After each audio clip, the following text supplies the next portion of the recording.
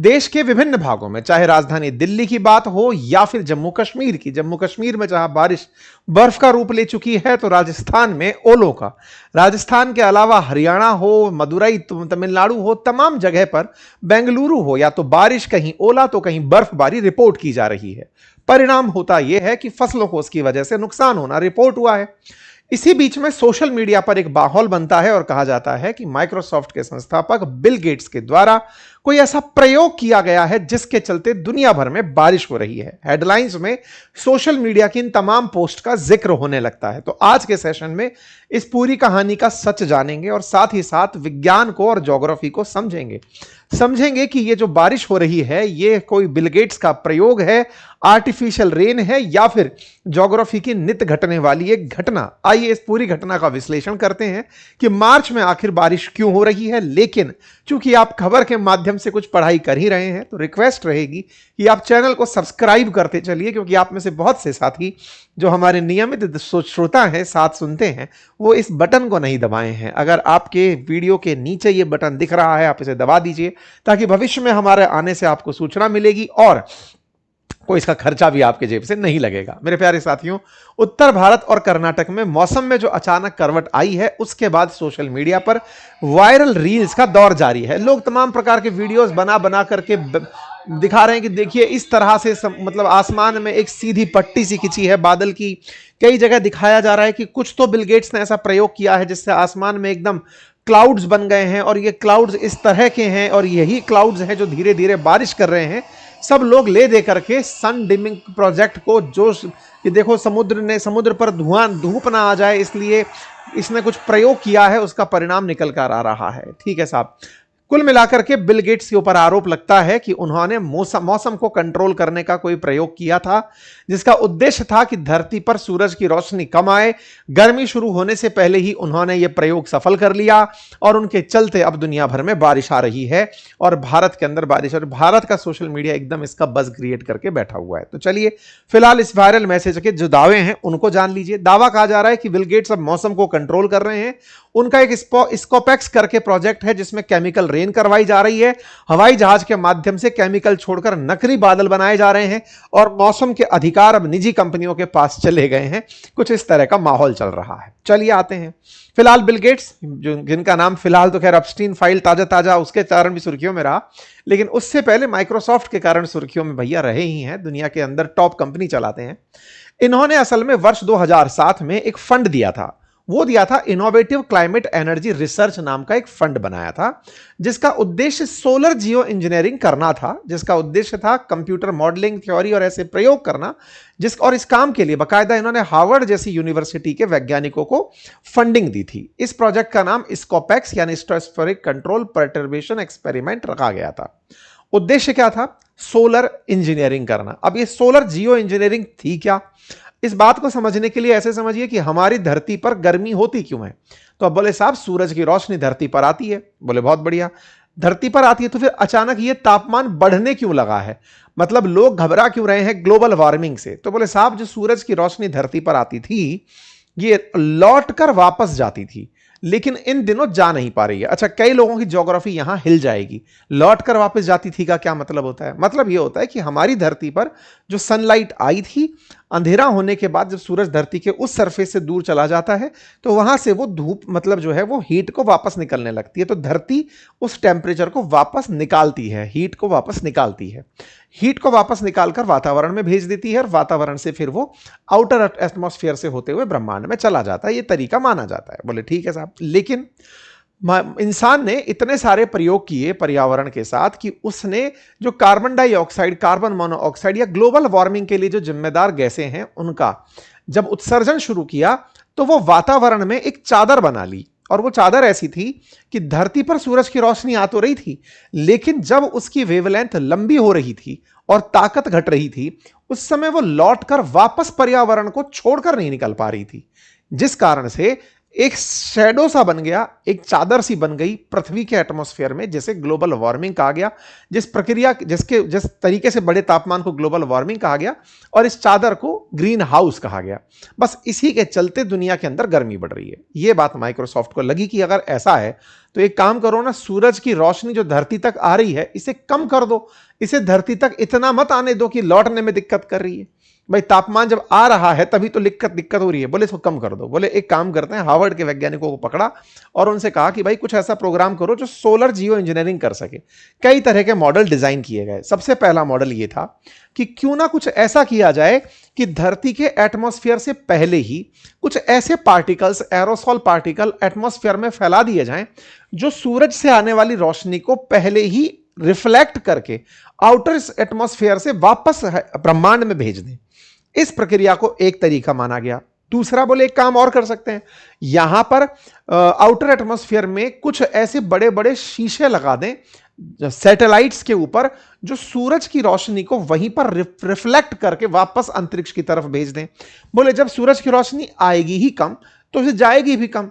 तो इस बात को लेकर, मतलब आएगी ही कम तो जाएगी कम, तो कोई फर्क पड़ेगा नहीं। ओके, इसके पीछे तर्क दिया गया कि जब ज्वालामुखी फटते हैं तो उनके फटने से बहुत सारा एरोसॉल वातावरण में फैल जाता है। डस्ट के पार्टिकल्स, धुआं के पार्टिकल्स फैल जाते हैं। उनकी वजह से सूरज की रोशनी धरती तक नहीं आ पाती, और जब नहीं आ पाती तो कूलिंग होने लगती है, धरती ठंडी होने लगती है। तो ग्लोबल वार्मिंग का अपोजिट है ग्लोबल कूलिंग। अगर धरती पर रोशनी ही ना आए तो धरती ठंडी होने लगेगी। तो बोले चिंता किस बात की, खूब प्रदूषण फैलाओ, सूरज की रोशनी को कम रखो, टेंशन की बात नहीं है। इस सोच के साथ में ये स्ट्रेटोस्फेरिक यानी कि समताप मंडल के अंदर एरोसॉल छिड़कने की योजना का कार्यक्रम शुरू किया गया। तो धरती का जो चारों तरफ वायुमंडल है, इस वायुमंडल में ऐसे पार्टिकल्स को छोड़ा जाए जो सूरज की रोशनी को आसमान में ही वापस भेज दें। इस काम को करने के लिए कई बलून्स का, कई जहाजों का इस्तेमाल किया जाए ताकि इनकी वजह से सूरज की रोशनी आसमान के भीतर भीतर रह जाए, मतलब एटमॉस्फेयर के बाहर ही बाहर रह जाए।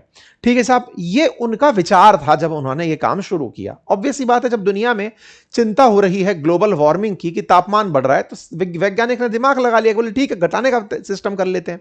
तो उन्होंने यह आइडिया लगाया। लेकिन इस आइडिया के साथ चूक क्या थी कि साहब ये कार्यक्रम जहां आप चाह रहे हो वहां हो गया, लेकिन वहां पर प्रदूषण इतना ज्यादा बढ़ गया कि ना तो तापमान में कमी हो पा रही है और ना ही प्रदूषण। तो इसके घातक परिणाम ज्यादा सामने आ सकते थे। तो रिसर्च होना इस पर बाकी था, इसको लागू नहीं किया गया। कई प्रयोग किए गए कि अगर ऐसा कर दिया जाए तो कैसा हो। इसके पीछे वोल्केनो वॉच ने एक पिना ट्यूब इफेक्ट का चर्चा की, जिसमें ऐसा कभी 1991 में रिकॉर्ड किया गया था क्लाइमेटिक इवेंट की सल्फर डाइऑक्साइड के इरप्शन की वजह से, जो कि लगभग 17 मिलियन टन थी, धरती का तापमान 0.5 डिग्री सेंटीग्रेड कम हो गया था। तो एक तरीका यह बना। दूसरा, बोले समुद्र से पानी के ऊपर ऐसे बादल बनाए जाएं जो कि चमकीले हों, और इस चमकीले बादल को बनाने के लिए कुछ विधाओं का उपयोग किया जाए, जैसे समुद्री नमक के कुछ सूक्ष्म कणों को आसमान में फेंक दिया गया। बोले उससे चमकीले बादल बनेंगे और वो बादल जो हैं वो सूरज की रोशनी को ऊपर की ऊपर रिफ्लेक्ट कर देंगे। कई तरीके कुल मिलाकर सूरज की रोशनी को धरती पर ना आने देने के बनाए गए, और इन तरीकों के कई प्रकार के प्रयोग किए गए कि भाई ऐसा कर दो, गहरे बादल बना दो, सूरज की रोशनी नहीं आएगी। फिर किसी ने कहा कि समुद्र आसमान के अंदर शीशे लगा दो, आसमान के अंदर ही बिजली, मतलब सूरज की रोशनी लौट जाएगी ताकि धरती पर गर्मी ना आए। ये सारे प्रयोग थे, लेकिन इनकी वजह से धरती पर तापमान नहीं कम हुआ। प्रयोगों को निष्फल पाया गया। कई पर्यावरणीय चुनौतियां मिली, कई कार्यकर्ताओं की चुनौतियां मिली, सरकार की एक्सेप्टेंस नहीं मिली, ये प्रोजेक्ट नहीं चले। लेकिन बिल गेट्स की चर्चा चल रही है। बिल गेट्स की यह चर्चा 2021 में निकलकर आई थी कि ये ऐसा सोच रहे हैं, और 2024 के अंदर आई कि उन्होंने अपने इस प्रोजेक्ट को क्लोज कर दिया है। कुल मिलाकर के यह प्रोजेक्ट आज की स्थिति में नहीं चलता है। यह बात खुद दिसंबर 2025 में बिल गेट्स ने स्वीकार की कि भाई सोचा जरूर था, लेकिन हमने इसको एग्जीक्यूट नहीं किया, और हम सूरज की रोशनी को कम करने का कोई प्रयास नहीं कर रहे हैं। तो दावा जो था कि साहब इन्होंने बारिश को कम करा दिया है, वो गलत निकला। और वो बारिश करवा दी है, ये दावा गलत निकला। इस बात के अंदर कोई सच्चाई नहीं है। इनका प्रोजेक्ट बारिश कराने वाला नहीं था, इनका प्रोजेक्ट सूरज की रोशनी को कम कराने वाला था, वो भी इन्होंने मना कर दिया। तो सब फिर बारिश क्यों हो रही है? तो देखिए, बारिश को लेकर के तो पहले ही हमारे देश में कई चर्चाएं आर्टिफिशियल रेन से संबंधित रही हैं। दिल्ली में भी क्लाउड सीडिंग के माध्यम से बारिश कराने की चर्चाएं अपन ने सुनी हैं।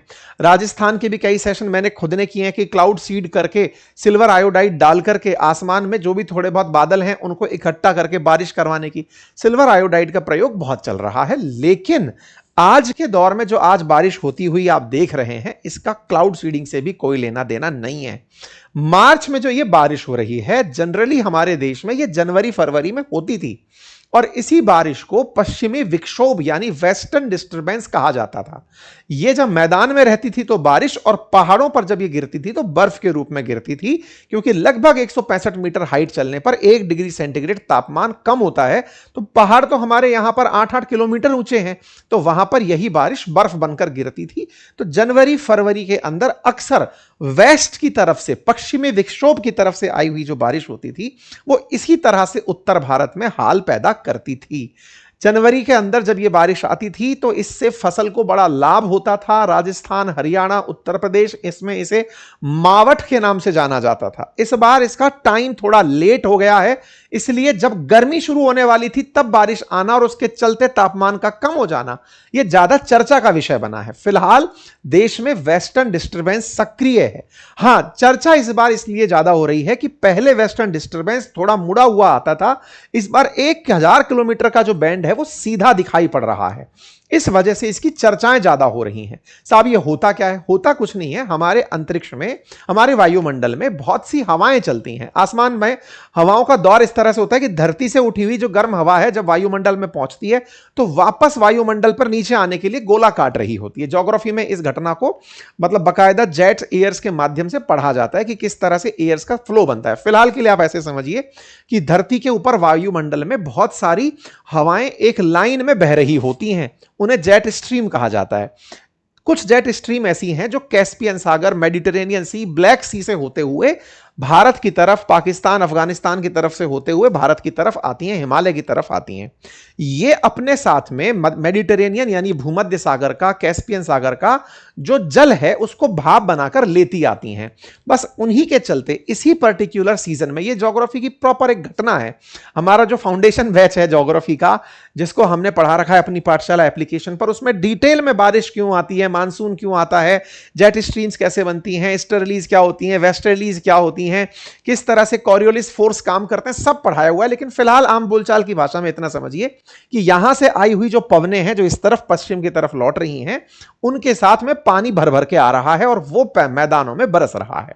ठीक है साहब, चर्चा केवल इस बात की कि थोड़ा समय लेट हो गया है, और दूसरा तुलनात्मक रूप से पिछले बारों की तरह यह ज्यादा घूमते हुए ना होकर स्ट्रेट दिख रहा है। स्ट्रेट दिखना लोगों का चर्चा का विषय बना हुआ है। ठीक है साहब, तो बारिश कुछ भी असामान्य नहीं है, ऐसे ही आती थी, पहले भी आती थी, अभी भी आ रही है। तापमान के अंदर परिवर्तन है जो कि पर्यावरणीय परिस्थितियों की वजह से होता रहा है। तो फालतू की सोशल मीडिया पर रील देखने से बचिए, ज्ञान जो है वो पढ़ने से लीजिए। अगर आप वो ज्ञान लेना चाहते हैं तो डिटेल में पढ़िए। जीएस फाउंडेशन में मैंने कंप्लीट एनसीईआरटी पढ़ा रखी है, हिस्ट्री, ज्योग्राफी, पॉलिटी, इकोनॉमी की, अपनी पाठशाला के एप्लीकेशन पर। आज ही जाइए। अगर नहीं पढ़ाने में इंटरेस्ट है, किताब पढ़ने का मन है, तो हमारे नोट्स मंगा लीजिए, वो भी हमने पिन किए हुए हैं आपके कमेंट बॉक्स में, आप वहां से उन्हें निकाल सकते हैं। ठीक है साहब, चलिए फिलहाल के लिए इतना ही। अपना ख्याल रखें। बहुत बहुत धन्यवाद।